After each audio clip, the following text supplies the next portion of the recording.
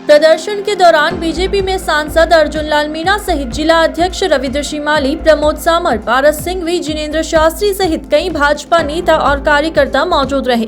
Collectorate के बाहर राज्य सरकार के खिलाफ जोरदार नारेबाजी की गई। प्रदर्शन के बाद राज्यपाल के नाम से ज्ञापन सौंपा गया और सहकारिता विभाग द्वारा की जा रही अनियमितताओं को बताया गया। आरोप लगाया गया है कि एक ही जिले में पक्षपातपूर्ण तरीके से विभिन्न चरणों में चुनाव कराकर सहकारी चुनाव प्राधिकरण राज्य सरकार के इशारों की कठपुतली बन गया है। सहकारी चुनाव प्राधिकरण के इस काम में प्रदर्शनकारियों ने सहकारी लोकतंत्र की हत्या बताया है। वर्तमान में सहकारी संस्था मनमाने ढंग से व्यवसाय करना, अपनी अपनी पसंद अनुसार व्यवसाय देना, एक ही प्रवृत्ति की संस्थाओं के अधिकार में भेदभाव करना, जनप्रतिनिधियों का अपमान करना, अधिकारियों का एक से ज्यादा संस्थान में कार्य करना, फर्जी जांच जैसे कार्य, सत्तारूढ़ दलों के इशारों पर भारी भ्रष्टाचार, अनियमितता, भाई भतीजावाद, पक्षपात से आमजन परेशान एवं त्रस्त है। वहीं चुनाव में किसी संस्था में वार्डों का गठन, किसी में नहीं, वार्ड गठन, एक तरफा कार्यवाही, डेयरी, लैंपस, पंक्स लघुत्तर निकाय में विशेषकर किया जा रहा है। इस तरह से सहकारी संस्थाओं के नेतृत्व को कुचलने का प्रयास वर्तमान सरकार द्वारा किया जाए, उसी कड़ी में विगत 2 सालों से उदयपुर डेयरी के इलेक्शन पेंडिंग थे। उसको सिर्फ वो इसलिए नहीं करा रहे थे कि क्योंकि चुनाव में मैं कम्पिटिटर थी और उनको ये पता है कि इसकी फील्ड में स्ट्रेंथ है और इसके रहते हुए हम लोग हमारी पार्टी के किसी भी व्यक्ति को चेयरमैन नहीं बना पाएंगे।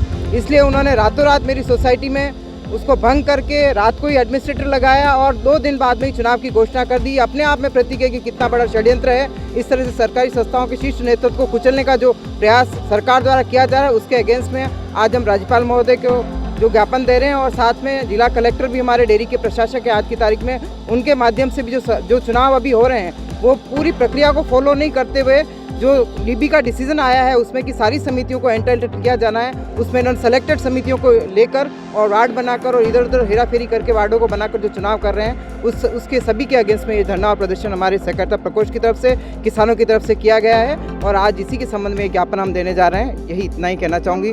सहकारिता विभाग और चुनाव प्राधिकरण द्वारा पिछले लगातार 2 वर्ष से जब चाहे जैसे चाहे मनमाने ढंग से चुनाव कराने की प्रक्रिया जारी है।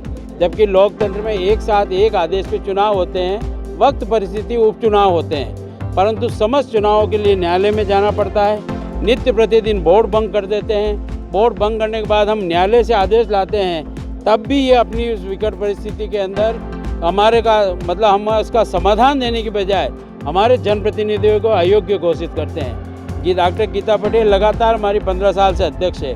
उनकी प्राथमिक डेयरी में शाम को जाना, आधे घंटे में बयान लेना, रिपोर्ट जारी करना और रातों रात नए चुनाव की घोषणा करना, जबकि चुनाव तो 9 माह से पेंडिंग थे।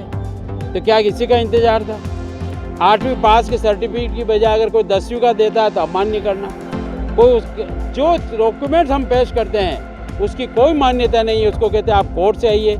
लगातार इस 2 साल में मैं ऐसा सोचता हूँ सहकारी लोकतंत्र की जितनी हत्या की है ये सिर्फ और सिर्फ यहाँ के सत्तारूढ़ दल के सांसद, विधायक, चुटपैयों के दबाव के कारण से की है।